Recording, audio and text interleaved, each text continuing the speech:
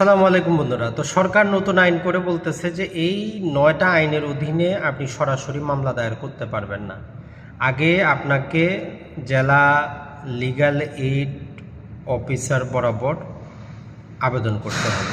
১ নম্বর হচ্ছে পারিবারিক আদালত আইনে যে বিবাহ, তালাক, উত্তরাধিকারের যেই মামলাগুলো সেগুলা, বাড়ি ভাড়া রিলেটেড যে সমস্যাগুলো সেগুলা, ১৫ লাখ টাকা পর্যন্ত বাটোয়ারার মামলাগুলা, রাষ্ট্রীয় অধিগ্রহণ প্রজাস্বত্ব আইনে অগ্রক্রয়, অকৃষি প্রজাস্বত্ব আইনে অগ্রক্রয়, পিতামাতার ভরণ-পোষণ রিলেটেড ৫ লাখ টাকা পর্যন্ত হচ্ছে।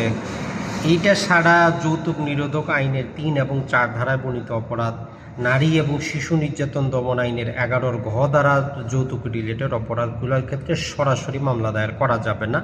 আপনাকে আগে এই যে বিকল্প নিরোধ যে জিনিসটা আছে জেলা লিগ্যাল এইড অফিসার বরাবর আবেদনটা করতে হবে। তো এটা ভালো কি মন্দ? কথাটা হচ্ছে যে না,